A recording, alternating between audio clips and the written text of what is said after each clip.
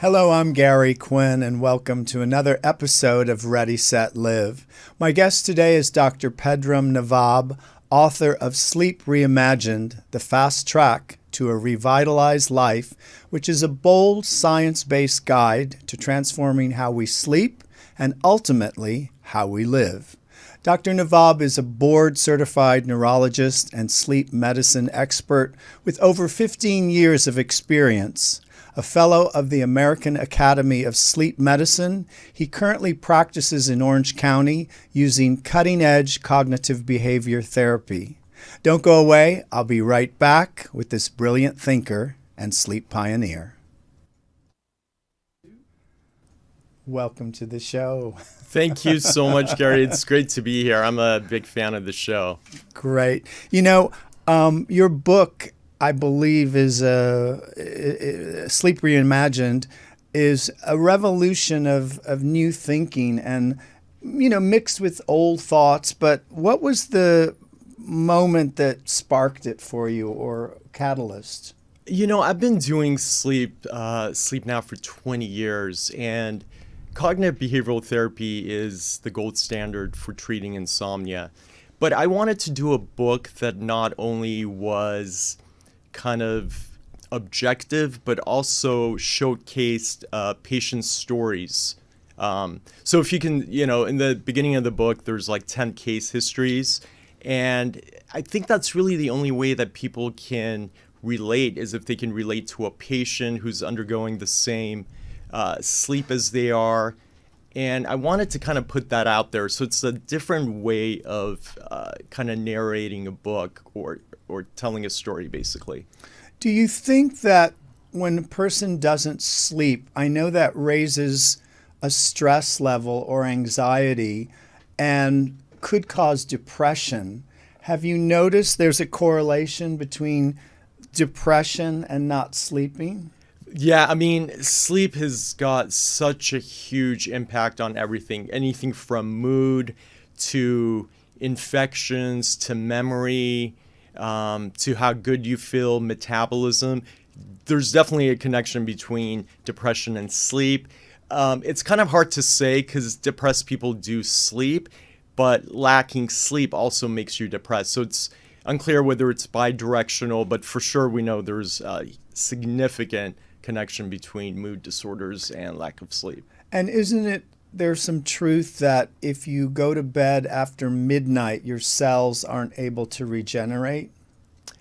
Well, so yeah, that's an interesting question because a lot of patients come to me and they tell me, would it make a difference if I slept at midnight and woke up at 8 in the morning as opposed to going to bed at 10 and waking up at 6, because I'm still getting my 8 hours of sleep.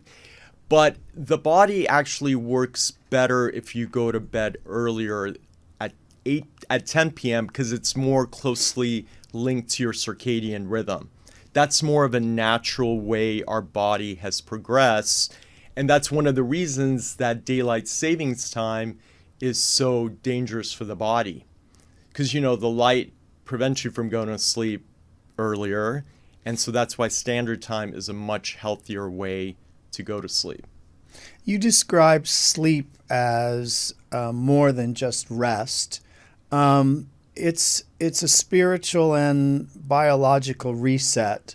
What do you mean by biological reset? Does it mean that if you do go to bed early and rise early, that you're able... I know I function better that way than if I go to bed late. I Yes. feel miserable the next day. Yes.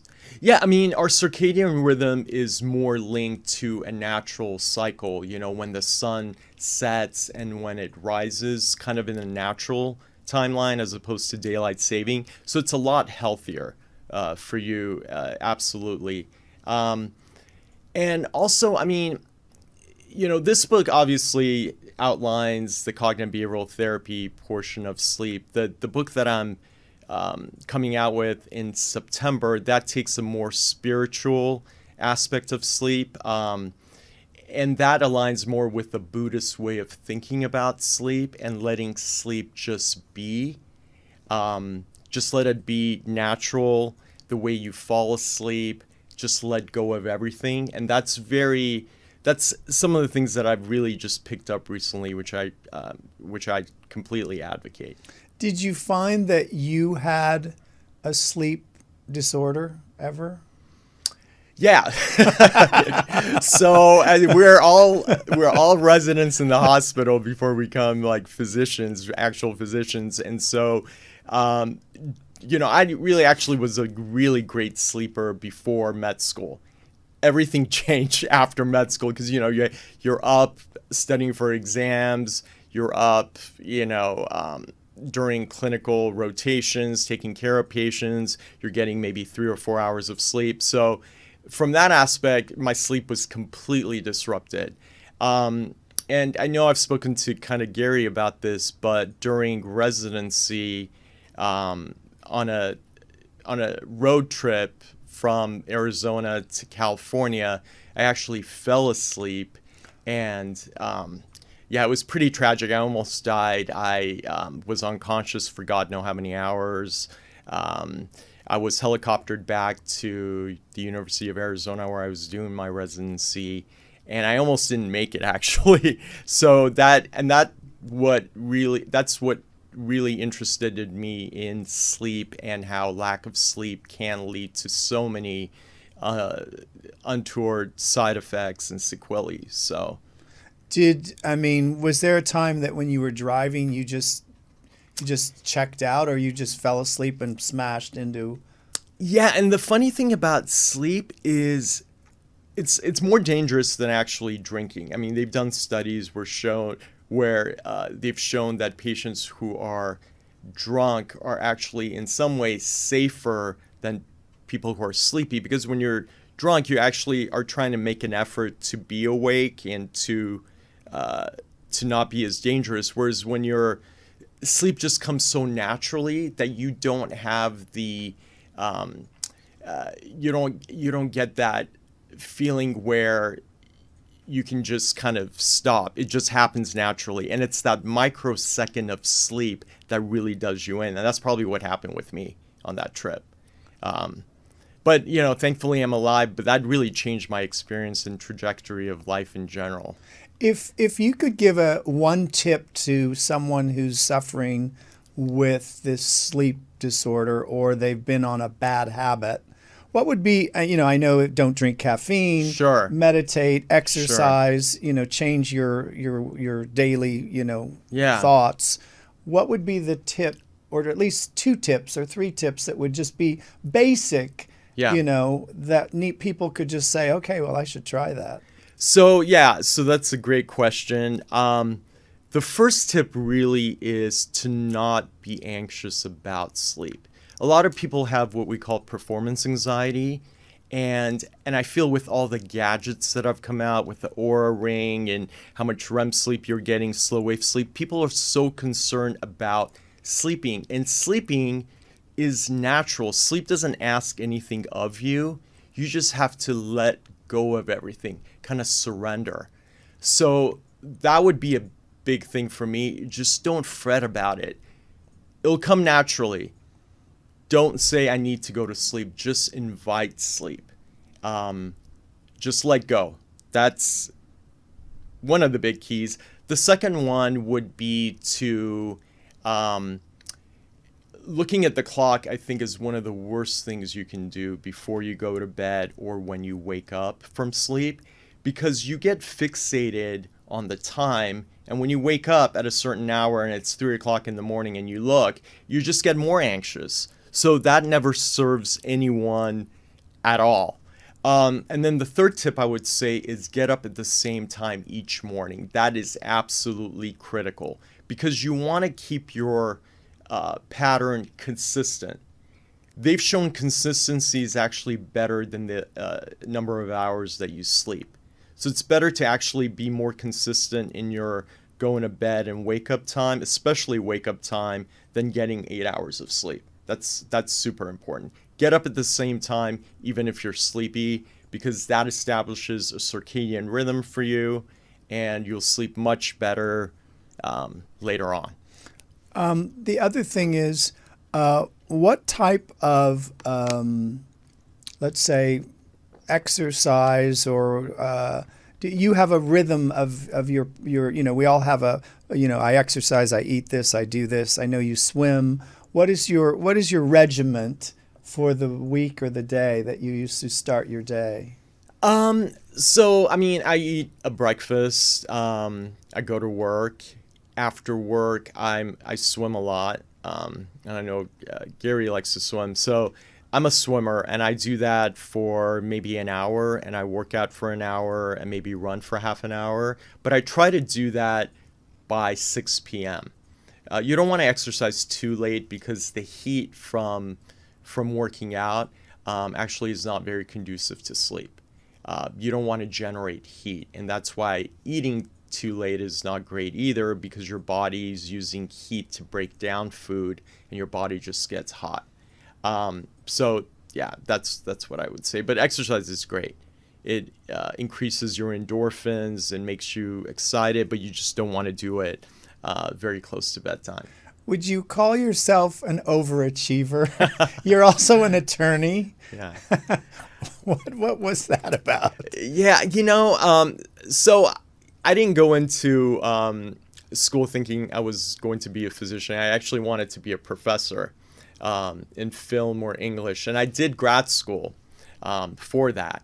And then, I had an advisor that didn't work out so well, and I always had an interest in medicine, so I decided to do that. And then I kind of finished my residency, and I was like, I also want, I always wanted to be an attorney too, so why not I do that as well? It's just that I have a lot of different interests, and it's hard to just pick one career. And you also lived in Japan. I did, and that was also actually one of the reasons that I became a sleep physician. I don't know if I told you this before, Gary, but I had a roommate in Japan. He was a sleepwalker. And so I would see him, late at night just walking. And I knew nothing about medicine at that point because I was an undergrad. I was like 20, 21. And I see him just kind of walking without saying anything, going from room to room, try to wake him up, completely not responsive. And then he would just go back and sleep. So that was kind of crazy. And then we lived in this village called Totsuka, which is right outside of Yokohama. It's an hour away from Yokohama. It's a village, so we were surrounded by bamboo forests, by shrines.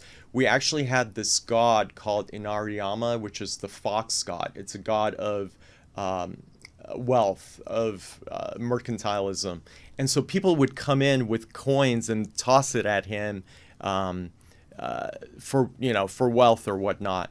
And during that period of time, I had an instance of sleep paralysis where I felt like I could not move.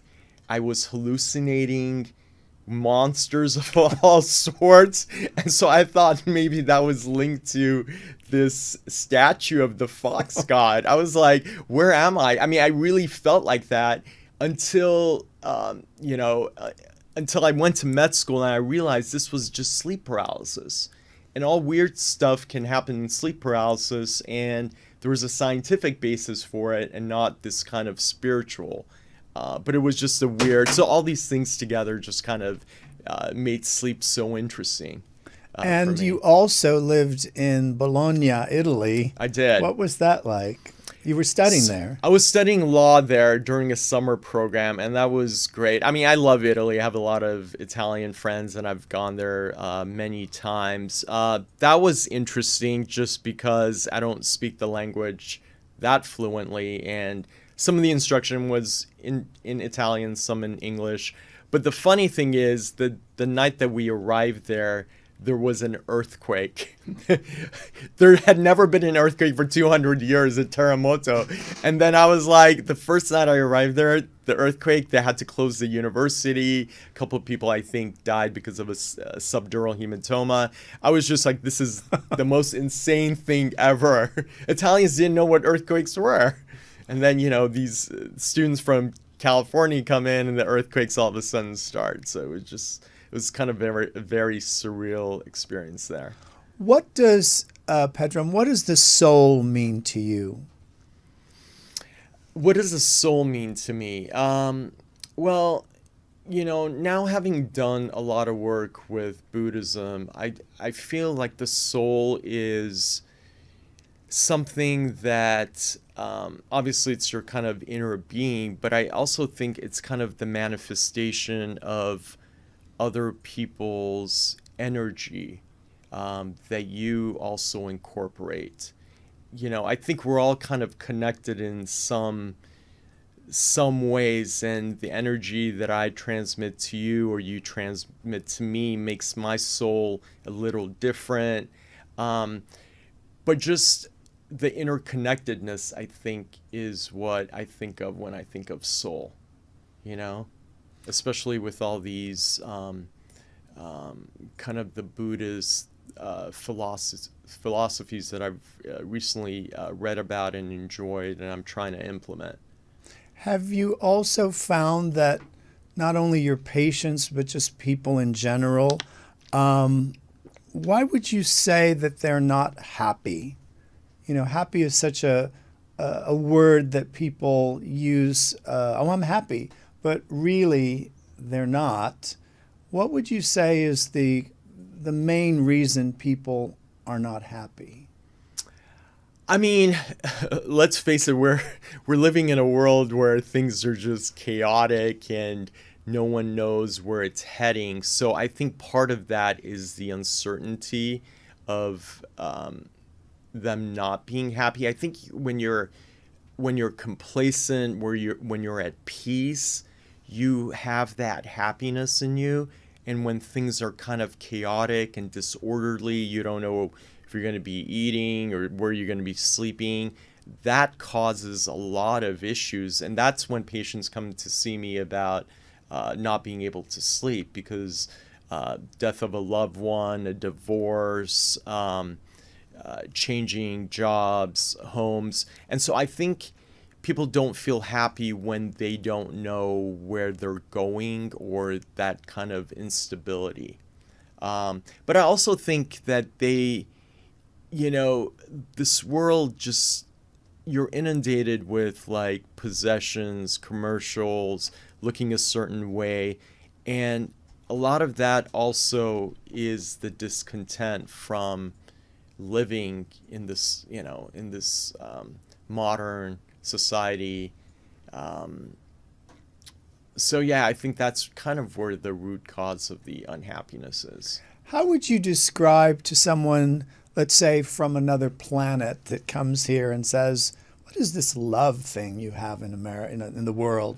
How would you describe someone from, let's pretend he's an alien, and he says, What is "Oh, love? what is love?" How would you describe What that? is love? I mean, I think love is being there for someone else, and kind of recognizing them for who they are and looking deeper at them and not taking them superficially. I think it's about learning to learn a person, like their history, what makes them who they are, not only now, but in the future, what they want to become. And it's also kind of looking at yourself in the mirror and seeing a portion of yourself in them. There's a French philosopher, her name is Julia Kristeva, and she wrote a really good book called Strangers to Ourselves.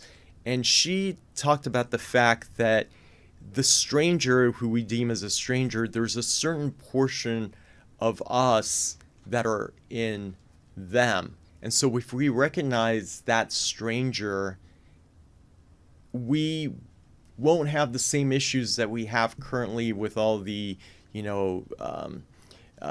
racism and so forth, because they're actually a part of us. And we just have to acknowledge that dark aspect of ourselves, or strange aspect. And I think that part of love is also acceptance, but also gratitude, and sort of knowing that we're all one, in this world. We're all one in this crazy world, kind of going about as best as we can. And yeah, and I think it's acknowledging people and understanding who they really are and trying to learn about them. And that's what, when I see patients, they all have their different stories, and they come to me at a critical point because they can't sleep or because they're having, some neurological issues, and you're seeing them at their lowest point. And, I'm deeply appreciative that I can try to help them in whatever way I can, but it's also their story, and me trying to learn about them. So I also think that's kind of love, trying to appreciate their more complexity. Is there one thing that you, let's say, a bad habit that you do? We all have bad habits. I procrastinate, and it takes me a long time to get going, and then I finally do it. Is there something you do, or even as a kid growing up? Yeah, I mean, I'm actually the opposite. I can't procrastinate. I'm so OCD, and I think that's one of the reasons I try to do all these things, is because I am like obsessed about, if you give me something, I'm gonna do it like in 5 minutes. I can't procrastinate. So, and that's not great at all, because you don't tend to kind of enjoy the moment. So for me, if I had to say, it's taking on too much, actually, and not kind of enjoying what I could savor for a longer period of time. So that's what I would say would be my... If you could go back as a 7-year-old, and some advice you would give this 7-year-old about going through the world and what you've experienced, what would be your, let's say, recommendation or your insight to give you as a 7-year-old? So I would tell my 7-year-old self to really enjoy life. Don't take it so seriously. Try to get a good job where you're stable, but also don't make it an end all. Really enjoy every moment. Because, for example, the car accident that I had during my residency really changed my outlook on life. I mean, I thought I had basically died.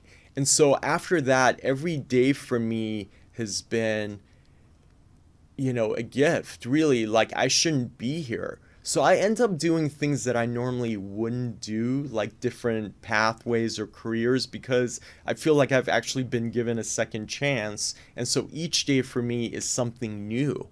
And one of the things that I tell my patients to do before they go to sleep is a gratitude. Basically, look back at the day that you had when you're going to sleep. Tell yourself kind of what went wrong, what went well. Leave that behind, because the next day is going to be a new day. And that's kind of how I start every night, acknowledge the good, the bad. That doesn't matter anymore. Wipe it away, because tomorrow's new. A new day. Yeah, new day, new day. And people really appreciate that, because they don't think about it. They realize that, yes, whatever may have happened, but it's in the past. There's some good things that happened during the day. That's great, but tomorrow's new. They can start fresh again. If you could go back into time or history and ask a question to someone, who would it be, and what would you ask? Oh my God, these questions. These are harder questions than I had in med school during a committee. Who would I ask a question to, and what? So any time in history, Anytime.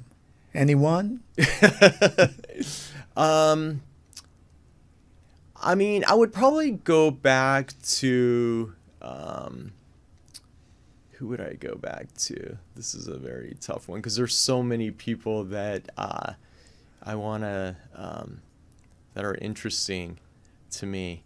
I mean, maybe going back to a Buddha, now that I'm kind of immersed in this, and kind of asking them how their process, how did they start out questioning things and coming up with their theory of letting go of things, of objects, of finding their kind of consciousness. Like, how did that come about?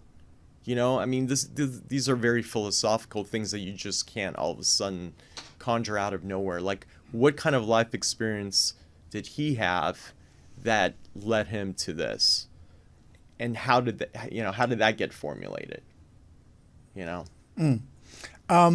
Last question. Yeah. When you leave this experience in life, this body, this soul, how do you want to be remembered? How do I want to be remembered? That he was. Yeah, I mean, I want to say that a life that I've kind of lived a life of like dignity, respect for other people, help them along the way, either in medicine or with something I said, maybe touch them in some way that I couldn't see, but that's kind of changed them. And I get that from patients a lot. They come and they said, well, you said this to me and it really resonated with me. I changed my life. Something like that. Even something small that like they a change remember. maker. Yeah. He was a change maker. Well, I mean, yeah, I mean, I wouldn't, integrity. I wouldn't put myself up in that pedestal, but just even a minor change, I think, living life with gratitude and allowing others to kind of see how what a joy it is to live every day. Excellent. Thank you so much for joining me today. It was a pleasure. If people would like to buy the book, it's on Amazon or at all Barnes & Nobles, Sleep Reimagined. And you can also check out the doctor at his Instagram or website. And thank you so much for being here. Yeah, thank you so much, Gary. Thank you for having me. Really enjoyed our conversation. And we're looking forward to your new book. Yeah, I'm excited about that, actually. That's going to be very interesting. Excellent. Yeah, thank you. Thank you for joining me today on this special edition of Ready, Set, Live. Until next time,